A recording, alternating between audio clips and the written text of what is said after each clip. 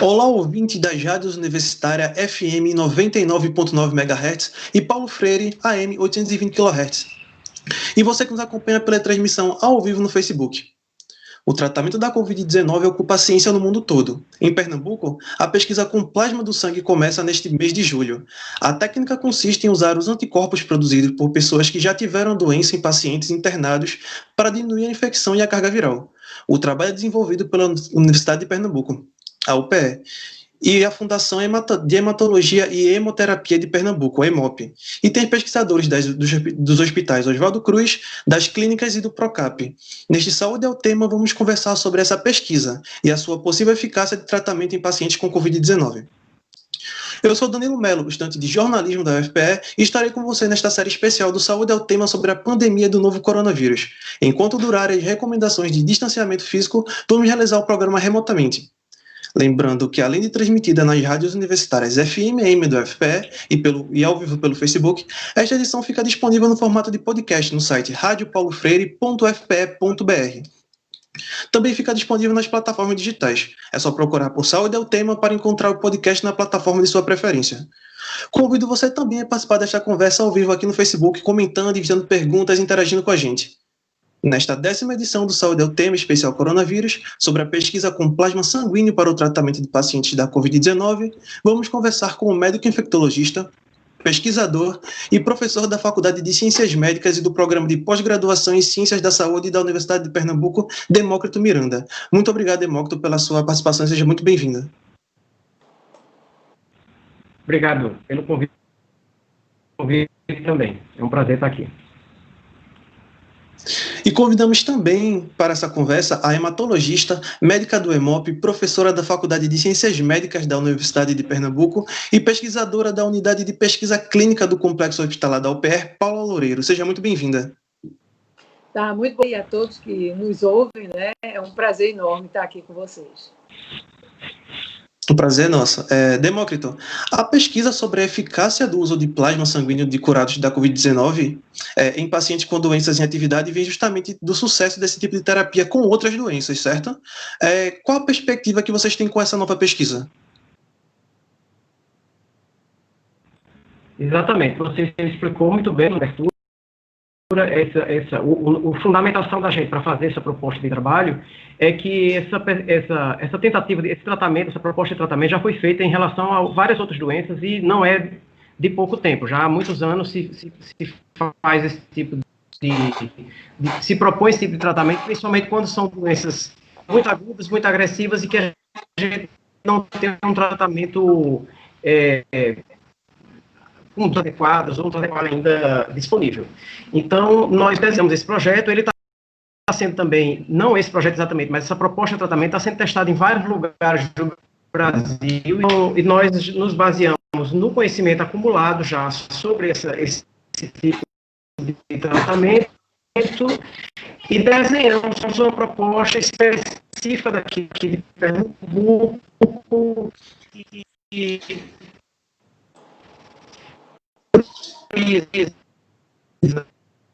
cientistas descritos na China, que são pessoas que têm diabetes, obesos, hipertensos, cardiopatas e patas crônicos, pessoas que têm doença pulmonar crônica, e são essas pessoas o nosso público-alvo para o tratamento. E Paula, como esse tratamento é feito, o passo a passo dele? Tem todo um ciclo, né? O primeiro ciclo é você recrutar o doador, que ele tem que estar, no mínimo, né, com 30 dias sem estomatologia, ter tido a doença comprovada e fazer essa primeira etapa de se avaliar se ele tem e se desenvolver os anticorpos. Porque a gente quer aqui ressaltar que nem todas as pessoas que desenvolvem a doença desenvolvem os anticorpos, né? Então, a gente só pode utilizar aqueles que têm um anticorpo. Então, para isso, a gente vai testar inicialmente o anticorpo do doador, que é o ex-paciente, né, e agora já recuperado. Então, esse recuperado, ele vai fazer, sendo identificado o anticorpo, IgG, então nós vamos passar a segunda etapa, que é coletar o sangue dele, ou seja, ele vai doar o sangue. Sangue, seja dito, um dos hemocomponentes, né, que pode ser por dois caminhos. Ele doa o sangue total, onde a gente separa o plasma do sangue, ou ele vai fazer a doação por plasmaférese, que aí é onde ele doa somente o plasma, e aí esse plasma é que vai ser utilizado. Após esse plasma ir para uma bolsa, ser transformado num hemocomponente, que tem um carimbo especial de plasma convalescente, é que ele vai ficar disponível para ser enviado aos hospitais e nos hospitais ser feita a infusão no paciente. Aí você queria já que eu contasse como é do paciente ou vai ser uma outra etapa? Por favor, pode falar. Como é que esse plasma pode ajudar o paciente no tratamento? Então, ele pode ajudar porque supõe-se que aquele plasma, né, já que o doador do plasma foi testado anteriormente, tem anticorpos ante, né, o vírus. Então, esses anticorpos, eles vão agir exatamente no momento que a pessoa está com a sua viremia e as consequências da viremia. Então, eu gostaria, inclusive, que Demócrito aprofundasse, né, a questão da fisiopatologia real do tratamento. Então, nós supomos que, com o impacto desses anticorpos que vão na luta contra o vírus, vai fazer com que o paciente melhor reaja à doença. Depois eu falo um pouco sobre a infusão mesmo, no momento da infusão, e como a coisa toda se processa para o paciente, né?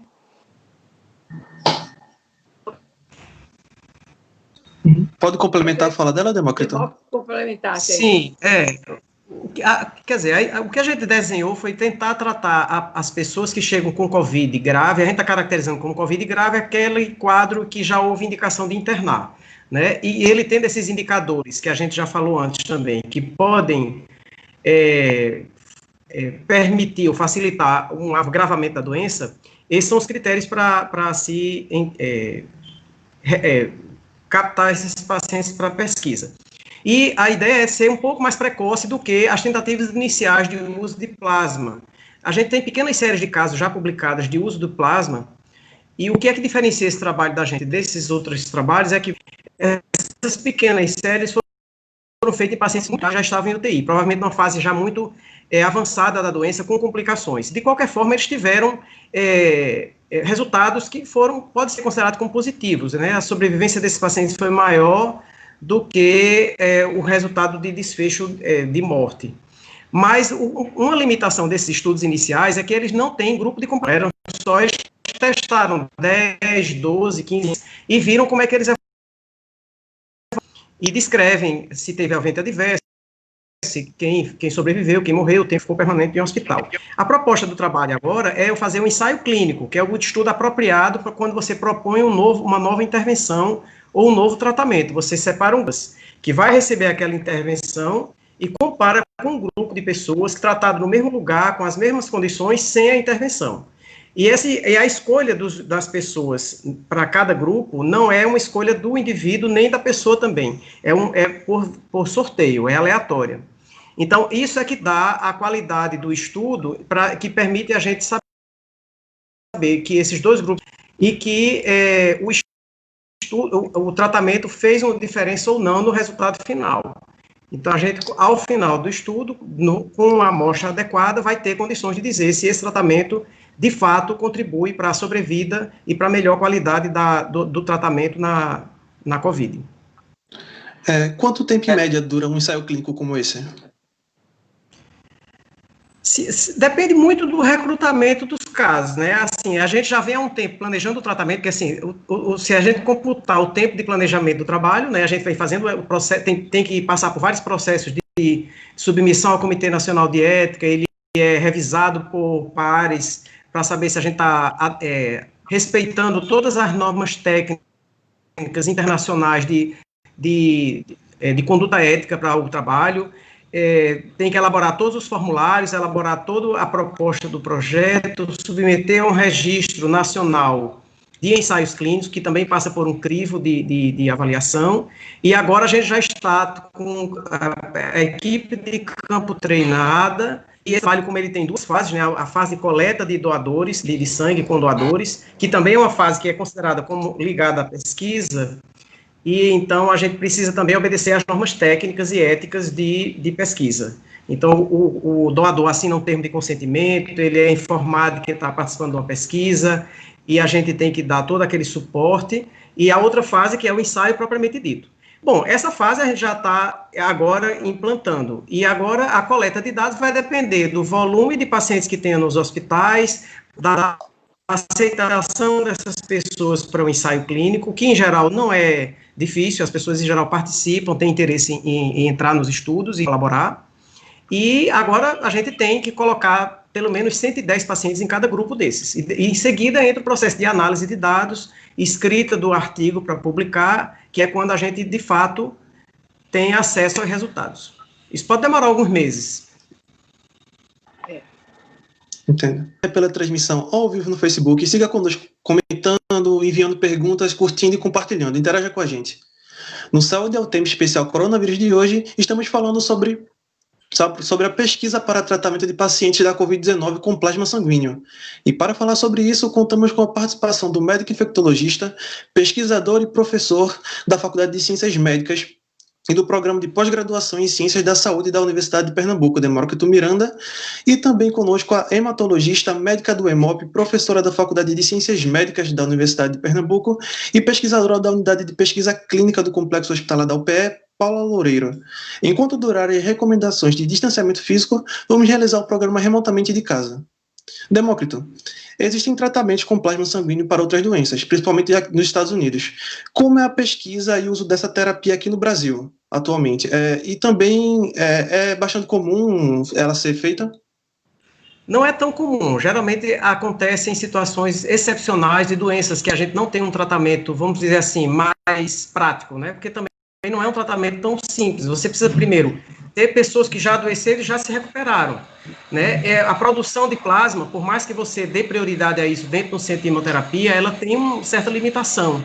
Então, você tem que ter o equipamento que faz a plasmaférese, que é a melhor forma de usar o plasma para esse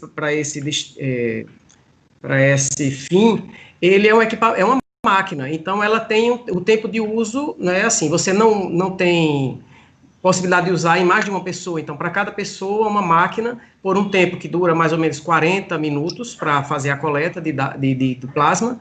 Então, isso limita um pouco a produção. E aí, então, a gente tem, para algumas situações, quando não tem um tratamento específico mais adequado, a gente usa essa opção. Então, nesse momento, a gente tem vários estudos no Brasil, já sei que tem no Rio, em Minas Gerais, no Ceará, aqui em Recife, a gente está implantando esse, em São Paulo. Vários centros no Brasil estão fazendo agora essa pesquisas semelhantes com plasma. Nos Estados Unidos, diversos também, na Europa. Então, a gente está agora nessa corrida para tentar ver os resultados o mais rápido possível dessa proposta. Eu queria fazer uma complementação. Paula, as condições de doação de plasma sanguíneo são as mesmas condições de doação de sangue? Existe alguma coisa especial para reter o plasma? Não. Existe assim que eu vou falar nela, mas eu queria que, desde a década de 70, essa área de hemoterapia, e a partir do pioneirismo de Recife, da Fundação IMOP, foi muito bem estruturada em todo o Brasil. Então, hoje, nós temos uma rede de hemocentros coordenadores em 27 estados. Cada estado tem um hemocentro coordenador que se articula com os hemocentros no interior. E em Pernambuco, nós também somos muito bem organizados. Então, antes da gente começar a ter a autorização de fazer a própria pesquisa, houve uma nota técnica da Coordenação Nacional de Sangue e Hemoderivados, que coordena todos os hemocentros, autorizando que nós poderíamos fazer o uso do plasma, pois já havia sido sinalizado desde a China de que a possibilidade de usar esse plasma, que nós poderíamos usar esse plasma desde que participássemos nós e os hospitais e o hemocentro em um projeto de pesquisa. Por quê? Porque todo hemocomponente, seja ele o sangue, seja ele outros hemocomponentes, plaquetas, eles são regulados pela Anvisa. Nós temos que ter todos os estágios. E agora nós estamos usando o plasma, mas como algo assim experimental, porque a gente não tem a comprovação ainda de que essa é uma técnica que para o COVID vai dar bons resultados. Então, nós estamos usando um material que é um material biológico, mais controlado pela Anvisa, experimental. Por isso que não só nós, né, da UPE, dos hospitais da UPE, como o Hemocentro, estamos todos dentro de um projeto de pesquisa. Qual é a diferença disso? É a diferença entre o doador. O doador que vai doar para esse projeto de pesquisa, ele tem que assinar um termo de consentimento livre esclarecido, para que ele ateste de que a gente está explicando a ele todas as condições para doar, os benefícios dessa doação, os riscos possíveis dessa doação. Então, isso é muito importante saber, porque não é assim, qualquer pessoa pode, de repente, qualquer médico pode, de repente, prescrever um plasma, mas ele não está dentro do projeto de pesquisa, e como Demócrito já muito bem esclareceu, qualquer projeto de pesquisa clínica tem que ir para o Conselho Nacional de Pesquisa, certo? De Ética em Pesquisa.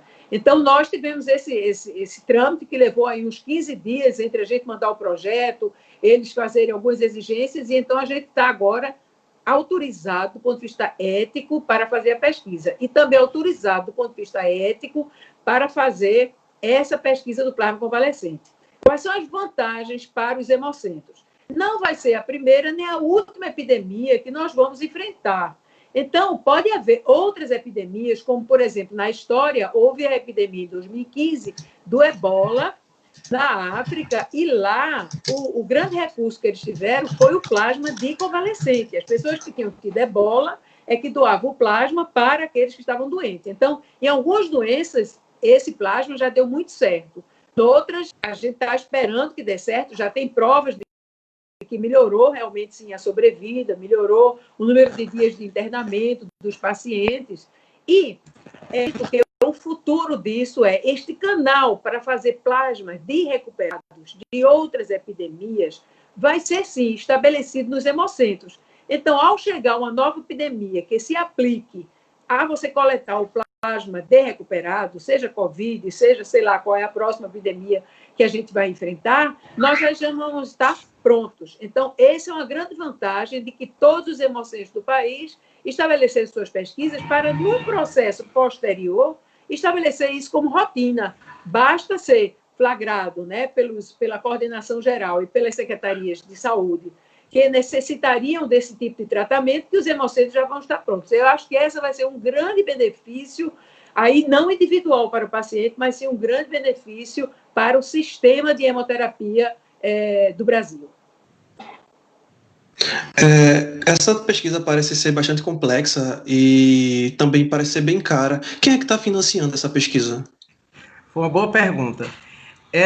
A gente está sendo parcialmente financiada, a gente conseguiu um financiamento da FACEP, da Fundação de Ciência e Tecnologia de Pernambuco, por um edital que foi feito emergencial, e a gente conseguiu um financiamento. A gente está comprando os primeiros kits de teste de anticorpos já com recursos desse financiamento, e temos kits para plasmaférese, por exemplo, para subsidiar algumas necessidades mais urgentes para a pesquisa. A gente ainda está esperando também um suporte financeiro da própria Secretaria de Saúde do Estado, com a qual fizemos uma parceria. Eles têm um interesse em desenvolver um estudo de prevalência, quer dizer, quantificar, saber, estimar a quantidade de pessoas, de doadores que chegam no Hemop para doar sangue, que já tem positividade para o Covid. Então, eles teriam que adquirir também uma quantidade grande de testes para fazer essa testagem, e a gente vai pedir também uma cota dessa testagem para o nosso estudo, né, para complementar a nossa necessidade. Então, a gente está ainda tentando financiamentos complementares. Por exemplo, o projeto tem também uma proposta de testar o plasma desses doadores, que tem um tipo de avaliação que é feita em laboratório de alta segurança. A gente tem uma parceria com a Fiocruz de Recife, que tem um laboratório com essa tecnologia, para testar a capacidade desse plasma neutralizar, de fato, em laboratório, o vírus. É um teste mais direto. E a gente, para saber se o plasma que a gente usou, a gente já está fazendo a dosagem de anticorpos, mas nem sempre dosar, ver a quantidade de anticorpos, diz que a qualidade deles é boa. Esse é o método que vai testar dessa forma. Mas a gente pode fazer uma contraprova posterior de qualidade desses anticorpos. Para essa contraprova, a gente ainda não tem financiamento definido. A gente tem a parceria estabelecida, a gente sabe o que é que quer fazer, mas a gente precisa ainda de recursos. Mas você tem razão, é uma pesquisa complexa que tem uma certa despesa. A gente está contando muito com a contrapartida das instituições que estão envolvidas, então o EMOP entra com um custo de pessoal que está envolvido em todo o processo, a maior parte dos equipamentos, quer dizer, todos os equipamentos e a maior parte dos insumos para preparar o plasma, o EMOP está entrando com os recursos próprios, né? E a gente está com essa ajuda de pesquisa que nós conseguimos, ela ajuda parcialmente a equipe a se estruturar. Mas eu queria complementar, se me permite, que nós buscamos recursos e recursos altos, tanto no CNPq como na CAPES, mas isso foi negativo para nós, que nós não conseguimos nos enquadrar dentro dos recursos, mas foi positivo que a disputa foi tão grande, para 90 projetos, tiveram 2.200, eu acredito, propostas. Isso significa que a pesquisa no Brasil está muito ativa e se mobilizou muito para buscar os recursos. Mas, infelizmente, tiveram projetos, né, muito maiores do que o nosso, e que aí tiveram prioridade no financiamento. Mas não é que nós não fomos à busca do recurso. Entendo bem. É importante que a pessoa que tenha testado positivo para o coronavírus, mas e no caso do voluntário, alguém que decidiu doar o seu plasma, ter tido sintomas de Covid-19 e por algum motivo não tenha conseguido fazer o teste, essa pessoa ainda pode doar? A gente está selecionando, a gente teve que estabelecer um critério. Então, para a gente, até porque assim, como a gente tem uma limitação do número de testes, seria ideal a gente oferecer assim, abertamente. Mas a gente tem uma limitação do número de testes, então a gente quer testar aquelas pessoas que confirmaram que tiveram Covid, né, para a gente já testar só para dosar a quantidade de anticorpos que ele tem. Então, isso é por causa de uma limitação que a gente tem até financeira, como você acabou de falar. Então, a gente está, dentro dos critérios dos doador ideal que a gente está chamando, é que um deles é que ele tem que ter tido Covid, que tenha tido sintomas da doença, porque tem algumas pessoas que têm infecção assintomática, mas a gente sabe que as pessoas que tiveram a doença com sintoma, eles têm uma produção maior de anticorpos, então a gente espera pegar este grupo de pessoas, que pode até ter se internado ou não, isso não faz diferença para a gente, e que ele tenha tido confirmação laboratorial, pode ser qualquer dos exames, aquele do suave nasal, ou do cotonete, pode ser um exame de sangue que tenha tido uma confirmação, né? Uhum. E Paula, de que forma os anticorpos de um doador que já teve Covid-19 de uma maneira mais grave podem combater a carga viral do paciente? Eles vão exatamente em cima. O que a gente iria testar também era essa neutralização, né? O teste de neutralização vai avaliar exatamente o que os anticorpos vão poder, naquele paciente, neutralizar o vírus, certo? Essa não é um exame fundamental para a gente fazer para aplicar o plasma. Tanto que o Demócrito falou que a gente vai fazer isso depois, porque é um exame muito mais complexo, que exige, né, uma condição de ambiente, né, que é um laboratório chamado P3, que é um laboratório de alta segurança para vírus, né? Porque manipula o vírus. A gente não vai poder esperar. Ou a gente trata o paciente com o plasma que a gente tem, ou a gente não vai poder esperar que a gente tenha o teste de saber o quanto aqueles anticorpos vão neutralizar o vírus, assim, dentro de uma forma bem, bem simples de explicar a coisa, né? Então, esse vírus, a gente tem que entender que esse vírus, ele é um vírus muito inteligente.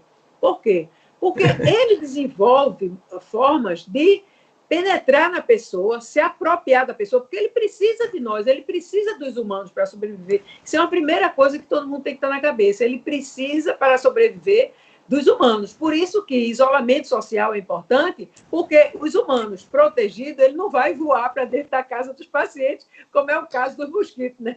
O Demócrito é diferente, né? As pessoas estão deixando de pegar Covid, mas ficando em casa e pegando chikungunya, por exemplo, e zika, não sei, né? Mas chikungunya, pelo menos, está aumentando porque as pessoas estão em casa onde tem mais o transmissor da chikungunya. Então, é isso, quer dizer, esse vírus é um vírus inteligente, a gente tem que tentar neutralizar ele com os anticorpos de quem já produziu alguma coisa para ele, mas lembrando que ele não é tão imunogênico, ou seja, ele não faz com que as pessoas desenvolvam muitos anticorpos. Tanto que existe um percentual de pessoas que vão ficar frustradas, tiveram o diagnóstico e não vão ter os anticorpos. Em torno de 5 a 10% dos doadores está sendo encontrado sem anticorpos. Então, esse doador, ele quer doar, mas ele não vai poder doar segundo o nosso critério, porque a gente só pode doar quem desenvolveu anticorpos. É bem interessante. Danilo, eu vou pegar essa deixa, porque assim, parece que a única, que a produção de anticorpos parece que não é a única forma de defesa do organismo. Tem outros mecanismos que a gente ainda nem conhece direito, que estão envolvidos, e outros tipos de mecanismos que a gente tem para lutar contra vírus, contra agentes agressores. Então, a gente tem até estabelecer uma parceria, que eu queria citar aqui agora, que tem professores da Universidade Federal de Pernambuco e da genética e da parte de antibióticos e também do Instituto de Ciências Biológicas da Universidade de Pernambuco, que vão estudar tanto entre os doadores quanto entre as pessoas que estão doentes e vão receber o plasma, alguns outros mecanismos possíveis envolvidos na resposta imune e na resposta inflamatória envolvidas na doença da COVID. Então, a gente também vai ter outra compreensão complementar com esses estudos que estamos fazendo em parceria com esses colegas, né? Que vão estudar, por exemplo, a presença de interleucinas, de citocinas inflamatórias, de subtipos de linfócitos que podem estar envolvidos na resposta imunológica dessas pessoas, e não só a questão da resposta de anticorpos. Era só uma informação complementar para entender essa coisa da dinâmica de resposta contra o vírus, que nem sempre a gente tem uma compreensão completa, mesmo sabendo que anticorpo é produzido contra o vírus, ele pode ou não neutralizar o vírus. Tem mais coisa envolvida e a gente está procurando entender melhor sobre isso. Sim, sim. Paula falou agora há pouco da inteligência do vírus. Uma pesquisa há poucos dias atrás da Nature Medicine identificou que há uma diminuição dos anticorpos dos curados de Covid-19. Essa diminuição pode atrapalhar a pesquisa de vocês? Não. Talvez esperado, que assim, quando a gente tem uma doença qualquer, a gente produz um pico de anticorpos, naquele momento, logo no início da doença, que é para combater o vírus ou a bactéria. Depois, esse anticorpo, essa quantidade de anticorpos diminui e permanece positiva ao longo da vida. Para algumas doenças, nem sempre essa permanência é tão longa. Ele pode também desaparecer. Não quer dizer que a imunidade desapareceu. Às vezes fica uma imunidade, a gente chama de memória. A pessoa tem células que guardam a memória daquela defesa contra aquele bicho lá. A gente ainda não entendeu tudo o que está acontecendo com a Covid. A gente não quer dizer que a pessoa que não tem anticorpos não está com defesa, mas também não dá a garantia de que uma pessoa que tem anticorpo tem a defesa de fato. Então, a gente ainda não sabe essas respostas todas. A gente está partindo do princípio de que ter anticorpo é um indício de resposta, e isso pode, que é o que por isso que a gente está fazendo o teste. A gente, assim, afirmar que ter anticorpo protege que o plasma vai ser bom, não é uma verdade absoluta. Por isso que a gente está testando isso em ensaio clínico. A gente acredita que é assim, mas a gente não sabe de certeza, né? Então, assim, todos esses mecanismos que estão envolvidos com a resposta, com a produção de anticorpo, ou não ter anticorpo, ou não ter título tão alto, ainda está sendo estudado e compreendido no mundo todo.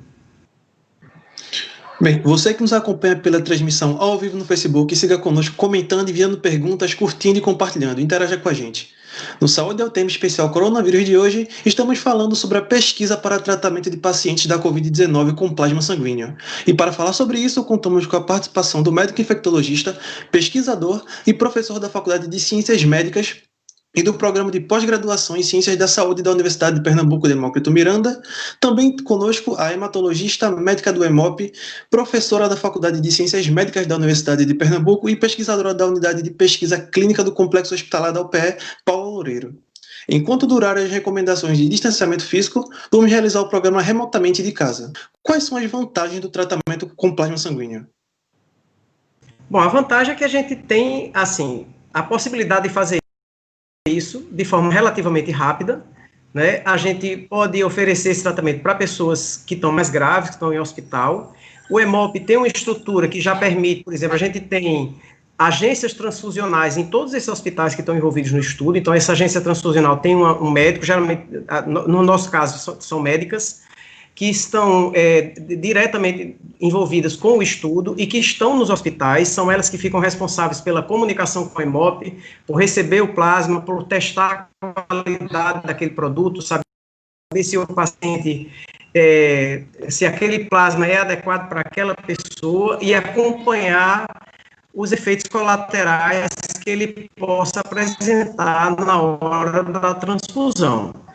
Então, isso é a segurança que a gente pode oferecer, que a gente tem hoje com o conhecimento atual de hemoterapia, né? Paulo pode me complementar nisso.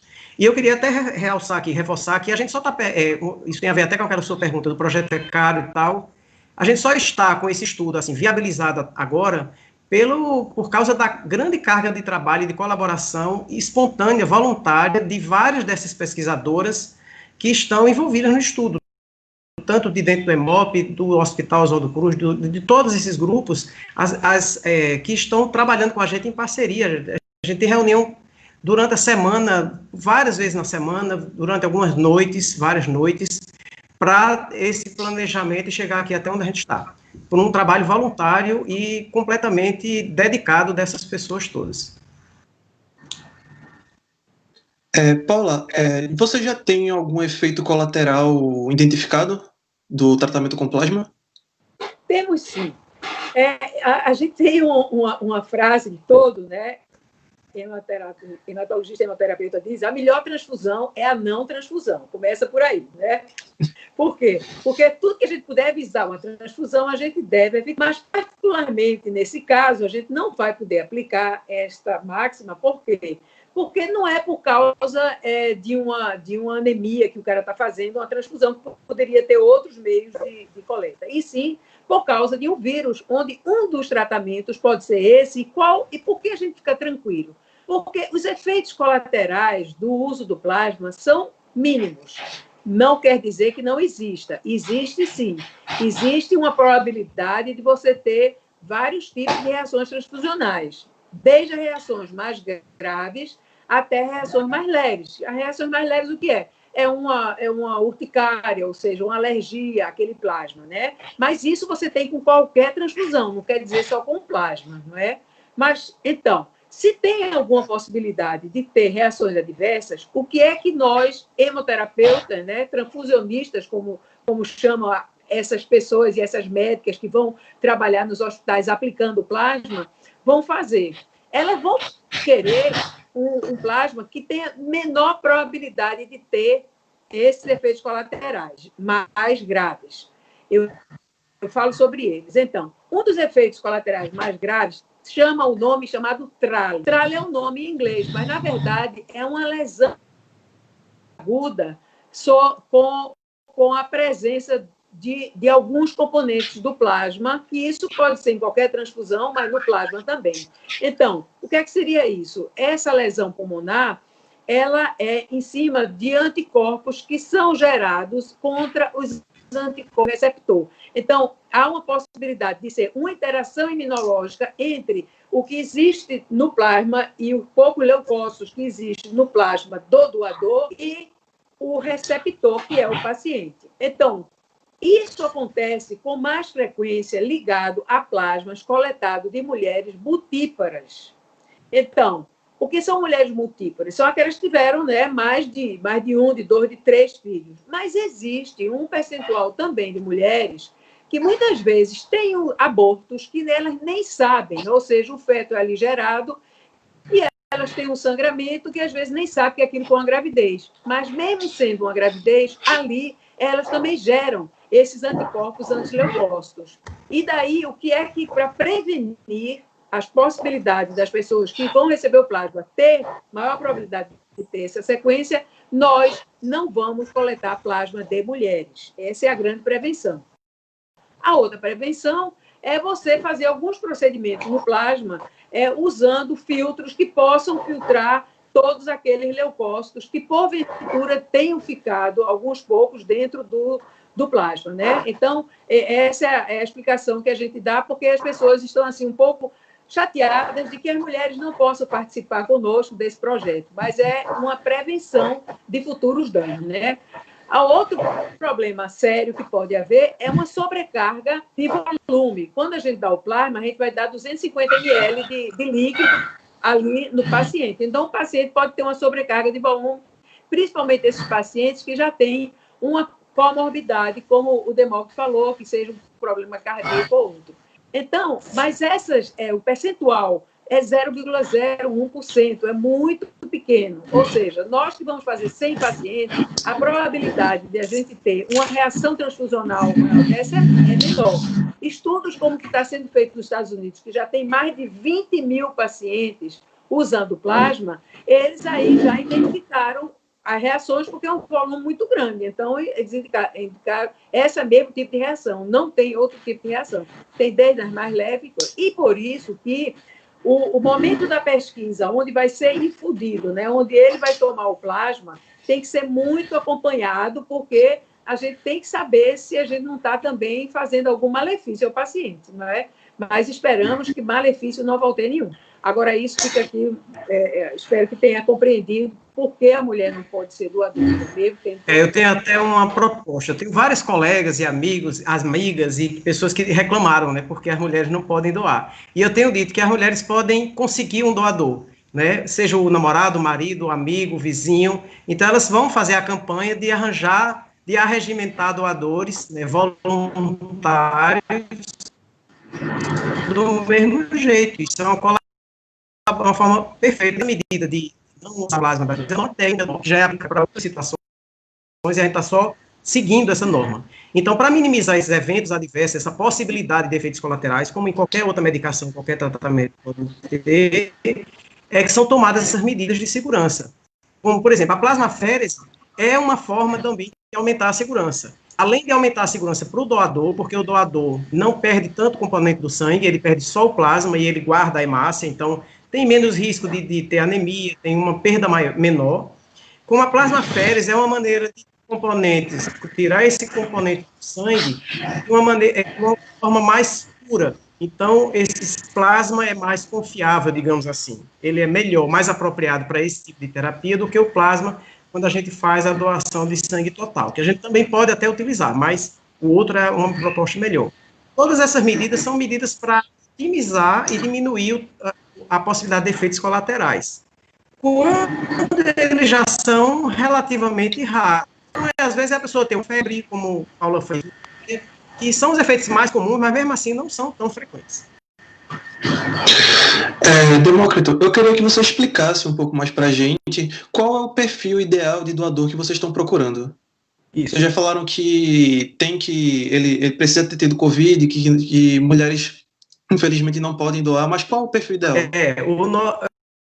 Resumindo, o perfil ideal são homens acima de 18 anos que tenham tido a Covid sintomática. Quanto mais grave ele tiver sido o quadro dele, é até melhor para a gente, né? Então, ele pode ter sido uma pessoa que teve a doença sintomática, que foi confirmada laboratorialmente e que esteja sem sintomas há mais de 30 dias. Ele precisa estar sem sintomas há mais de 30 dias. Pronto, esse é o perfil ideal da pessoa que a gente quer como doador, né? E aí essas pessoas podem procurar o EMOP, podem procurar, eu quero pedir até um pouco a paciência das pessoas, que agora que a gente fez uma divulgação grande para pedir doadores, muitas pessoas, felizmente, eu estou muito feliz que muitas pessoas estão ligando para o EMOP, estão procurando a página, a gente já tem em torno de um resultado muito bom de pessoas oferecendo o plasma, isso é um gesto muito bacana. Mas eu quero pedir paciência das pessoas, que nem todo mundo está conseguindo falar, e a gente ainda está em um processo de melhoramento da estrutura. Então, a gente está aprimorando a estrutura. A gente tem que divulgar a página do EMOP, lá tem um aviso sobre o projeto, a pesquisa. A gente pretende colocar lá uma agenda que você sozinho já pode agendar a sua data e hora da consulta, da primeira consulta para a doação. Ela vai ser feita em 2 momentos, até em respeito à pessoa. Vou explicar por quê. A pessoa pode achar chato ir lá 2 vezes, mas a primeira vez ele vai fazer uma coleta de sangue, de uma pequena quantidade de sangue, para fazer os testes, para saber se ele está apto para doar. Ele faz também uma entrevista e um exame físico. Se o sangue dele para ele doar, é que a gente vai chamar para doar. Porque, ao contrário, seria ele jogar fora se o sangue desse algum exame que não fosse adequado. Então, em vez dessa atitude, fazendo isso em 2 momentos. Então, a pessoa vai fazer a primeira consulta e a gente vai fazer isso agendado para também respeitar a disponibilidade de tempo das pessoas. São 10 pessoas de manhã e 10 pessoas à tarde para essa primeira visita. O agendamento pode ser feito pelo telefone 3182-4630. A pessoa liga e já vai ser atendido por uma assistente social que vai agendar a data e hora para ele ir para fazer a consulta. E a gente pretende ainda colocar no site do EMOP, na página do EMOP, a agenda para a pessoa fazer também sozinho, se quiser fazer. Essa agenda ainda não está pronta, lá a gente informa esse telefone. Então, com um pouco mais de paciência, a gente vai melhorar esse fluxo. Então, as pessoas que não estiverem conseguindo agendar agora, a gente já está com o agendamento cheio, a semana que vem já está cheio também, então as pessoas lembrem que a gente vai fazer isso por semanas. Então, daqui a 15 dias, 20 dias, a gente está aceitando as pessoas. Então, as pessoas, por favor, podem também deixar para ligar um pouquinho mais tarde e a gente vai atender, quem puder doar, a gente vai querer atender, porque a gente quer fazer também um certo estoque de plasma, para caso o estudo mostrar essa vantagem de fato, a gente já usar mais sistematicamente nas pessoas. O plasma pode ficar congelado, então ele pode ser usado mais adiante. Bem, existem vários tipos sanguíneos e nem todo doador pode doar para alguém. No plasma, o tipo sanguíneo faz diferença? Mas sim, tem que ser ABO compatível. É a mesma regra que para as hemácias. Tem que ser, tanto que o doador vai ser tipado, né? A tipagem sanguínea ele vai ser tipado, e também o receptor lá na agência transfusional, no hospital, vai ser tipado. E aí o ideal é que sejam compatíveis para ele não ter reação de incompatibilidade, entende? Um resto de células que estão ali incompatíveis com a outra, ele vai ter uma reação que não é o que a gente quer, entendeu? É o mesmo cuidado que a gente tem com a doação de sangue é com o plasma. Entendo. E qual a previsão? Sim. E qual a previsão que vocês têm para os primeiros resultados começarem a aparecer?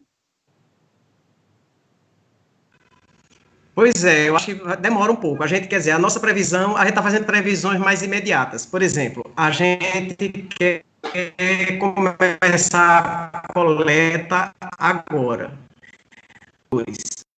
E a gente vai começar a ação de plasma daqui a mais 1 semana ou 2. E começar o ensaio clínico no final de julho, no março. Então, tem que ter 220 pacientes no estudo para poder começar a analisar resultado. A gente não vai poder liberar resultado antes disso. Então, talvez demore alguns meses, a gente acha que demora uns 4 a 6 meses para a coleta de dados, e a análise é um pouco mais rápida, e a gente análise, escrever o artigo e publicar. Até então, isso pode levar mais um tempo. Mas o nosso foco agora é cumprir os prazos para botar o trabalho em campo e começar a tratar as pessoas. Eu quero lembrar que nos Estados Unidos eles já estão, né, um grande projeto que é multicêntrico em todos os Estados Unidos, mais de 20 mil pacientes feitos, e ainda não liberaram os resultados. Eles só liberaram os alertas de que tem um número muito pequeno de reações transfusionais. Porque, como é um vírus novo e um vírus que tem uma fase viral e tem uma fase também já inflamatória, a gente não sabia se o plasma também ia causar outras reações que a gente não conhecesse, né? Então, é importante isso. Agora, nós avaliarmos se aquilo foi impactante ou não, vai demorar um pouco, né, para a gente terminar o estudo, começar e terminar. Bem, é um estudo muito importante que parece, né, ser promissor e trazer bastante resultados frente a essa pandemia. E eu queria que vocês falassem um pouco sobre todas as instituições que estão ligadas nessa pesquisa, que estão fazendo ela acontecer. Pois é, a Universidade de Pernambuco tem o Hospital Oswaldo Cruz, a Faculdade de Ciências Médicas, o Programa de Pós-Graduação, todos é a mesma instituição, mas são grupos, né, que se complementam, que estão envolvidos, o PROCAP, né? Então, assim, o PROCAP e o Oswaldo Cruz formam o complexo hospitalar, são parte do complexo hospitalar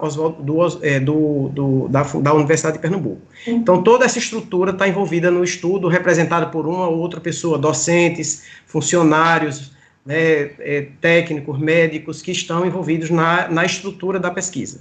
O EMOP, né, então, tem várias subestruturas do EMOP, mas a gente está envolvido diretamente assim, com a administração do EMOP, a gente tem tido reuniões com as pessoas que estão serviço social, com comunicação, com o pessoal da coleta, da triagem, então tem vários grupos de pessoas que também estão colaborando no estudo, envolvidos. Tem colegas médicos e hemoterapeutas da Universidade de Pernambuco, da Federal de Pernambuco, do Hospital das Clínicas, e do PROCAP, porque o PROCAP, apesar de ser um pronto-socorro cardiológico, ele disponibilizou leitos de UTI, de enfermaria para a COVID. Então, tem colegas lá que também estão colaborando conosco na coleta de dados. Além desse grupo grande, a gente tem também pesquisadores da Universidade Federal, do Instituto de Genética e de outros departamentos, e do Instituto de Ciências Biológicas da UPE, que são parceiros em pesquisas associadas, né, com material, desde que é autorizado pelos próprios pacientes, para esses estudos complementares e que são ligados à nossa pesquisa. Então, é uma estrutura bem grande, de parceria. Eu queria lembrar aqui, muito apropriadamente, que o UOC é um hospital de referência hoje, né, pelo Estado, pelo Comitê do Enfrentamento ao Covid, e aí já foi definido também que o UOC foi um dos primeiros que se abriu, né, muitos leitos, em torno de 140 leitos para a Covid, e será o último a fechar os leitos. Então, essa pesquisa já estando no UOC, a gente, até depois da gente atingir a marca dos 110 e analisarmos assim, ó, se o resultado realmente é vantajoso, nós vamos poder continuar também aplicando, né, por um tempo aí, que eu acho que será cerca de 1 ou 2 anos, que vai continuar havendo essa referência do Covid para o Oswaldo Cruz. Né? Uhum.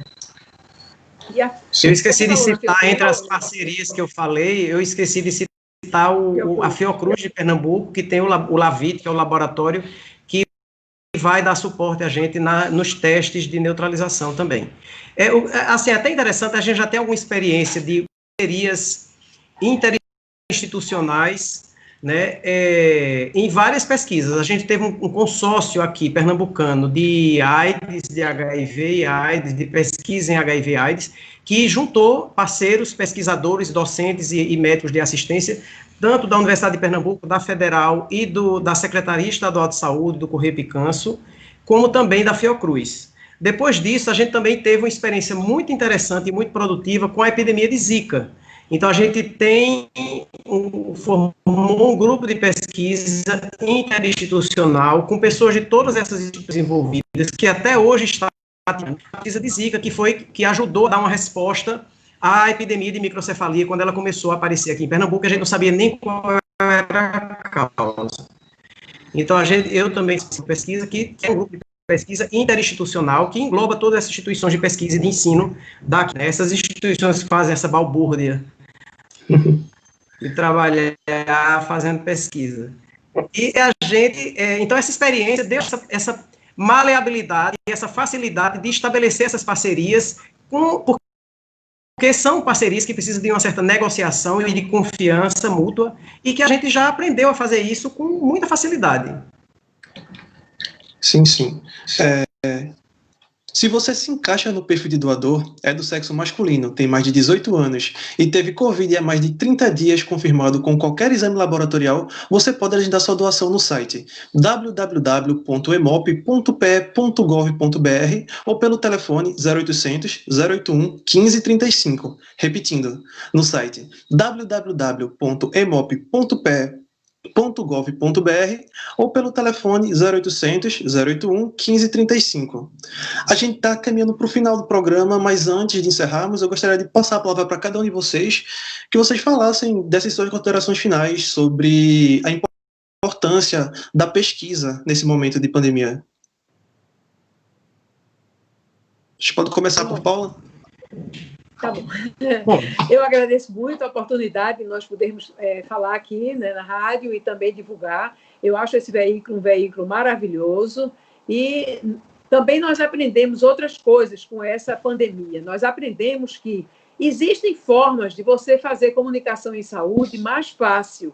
Só que talvez nós antes estivéssemos acomodados e não estivéssemos fazendo tão bem como nós fizemos. Nós hoje fizemos comunicação em saúde para o Covid, para o bem e para o mal. Mas vamos pensar, né, que o ideal é fazer para o bem. E eu queria que realmente, se vocês pudessem, né, eu pegando o gancho aí de Demócrito falou da balbúrdia, você veja quantas pessoas que fazem balbúrdia nesse país e quantos projetos de pesquisa, né, ao final desses primeiros 6 meses foram aprovados aí nesse comitê de ética de pesquisa e que corremos atrás realmente de fazer muita balbúrdia, viu? Muito obrigada, então, e boa tarde a todos. Eu também queria agradecer a parceria aqui com Danilo e com Catarina.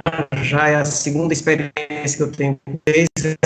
Tem sido um prazer muito grande.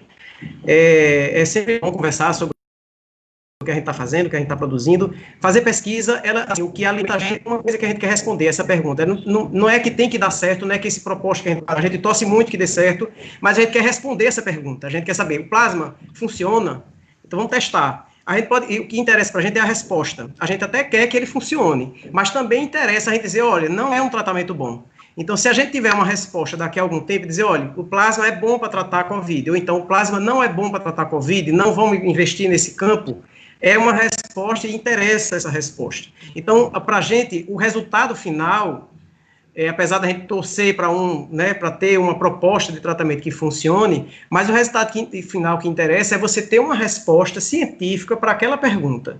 E a resposta é, vai funcionar ou não vai funcionar? É adequado ou não é adequado? É isso que a gente está procurando responder com a maior qualidade possível e com precisão e cuidado, né? E a gente espera a colaboração das pessoas, no sentido de captar doadores, pode ser o próprio doador, ou as mulheres podem captar algum doador para a gente, ou orientar alguém, e peço a paciência de todos, se não a gente não der o atendimento imediato da melhor maneira ainda, porque a gente está aprimorando os instrumentos e os fluxos, mas a gente pretende estar bem afiado daqui a mais uns dias para a pesquisa rodar do jeito que a gente quer. Obrigado a você. A gente que agradece. É só mais uma coisinha antes de terminar. Em momentos como esse, o SUS acaba sendo o que melhor reage a essas situações, que tem maior preparo, que tem maior circulação, estrutura. O que eu queria saber de vocês é a importância de investimento com pesquisas dentro dessa área da saúde pública, dentro das universidades, e o quanto isso o quanto vocês veem que isso está mudando de alguma forma o que a gente está passando. Pois é, eu acho muito importante, assim, às vezes há desgraças que a gente tem que aprender com elas, né? Até Lula teve uma infeliz frase, dizer que foi bom o que aconteceu, depois ele teve que se desculpar por isso, mas eu entendo o que é que ele queria dizer com aquilo, assim, a gente tem que aprender com a desgraça, às vezes, mesmo com a epidemia. Então, o que a gente talvez esteja, se não aprendendo, mas reafirmando, é a importância de uma estrutura como a do SUS, né, que tem resposta rápida, que apesar de estar agora vivendo uma crise tremenda, desde a PEC do fim do mundo, que congelou os investimentos em saúde, já há 3 e em crise do sistema de saúde, a gente ainda é a estrutura que está dando resposta. E está dando uma resposta eficaz. Né? Se não fosse ainda essa desestruturação, que a gente está, assim, até agora, com o Ministério da Saúde, acéfalo, né? E apesar de estar acéfalo, os braços funcionam. Então, a estrutura que está montada ainda tem funcionado graças a uma organização que vem há décadas de investimento. Né? E é importante que as pessoas agora reconheçam que é necessário esse investimento público e esse respeito, né, a uma estrutura que vai estar preocupada com todas as pessoas, né, todos os níveis, com todas as pessoas que de fato precisam. Né?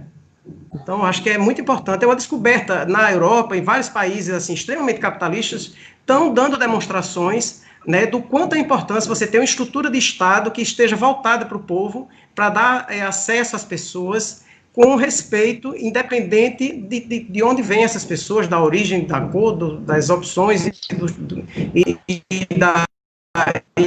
da raça, e tem um sistema que dê suporte a todo mundo, né, como a gente tem, e de pesquisa. Uma boa lembrança. Bem, o Céu Del Tema fica por aqui. Eu agradeço a participação do médico infectologista, pesquisador e professor da Faculdade de Ciências Médicas e do Programa de Saúde da Universidade de Pernambuco, Demócrito Miranda, e também a participação da hematologista, médica do EMOP, professora da Faculdade de Ciências Médicas da Universidade de Pernambuco e professora da Unidade de Pesquisas Clínicas do Complexo Hospitalar da UPE, Paula Loureiro. E um agradecimento especial a você que está aí acompanhando com a gente no Facebook, comentando, mandando comentários, compartilhando, e também a todos os pesquisadores que fazem pesquisas como essa irem para frente. Acho que é um agradecimento muito especial que a gente tem que fazer aqui. E caso você tenha perdido o começo deste programa ou algum programa anterior, você pode ouvir no nosso podcast. É só procurar no site radiopaulofreire.ufpe.br. Esta edição também fica disponível nas plataformas digitais. É só procurar por Saúde é o Tema para encontrar o podcast na plataforma de sua preferência. A produção foi minha, Danilo Melo, sob orientação da professora Paula Reis, junto com alunos da Universidade de Pernambuco, como Humberto Casemiro, e nas redes sociais, estudantes da UFPE, Lucas Dantas e Mariá, de Rádio TV e Internet, e Ana Sofia Ramos e Letícia Gabriela, de Publicidade e Propaganda, sob orientação da professora Cecília Almeida, coordenação de transmissão e streaming Catarina Polônio. Tchau e até o próximo Saúde ao Tema.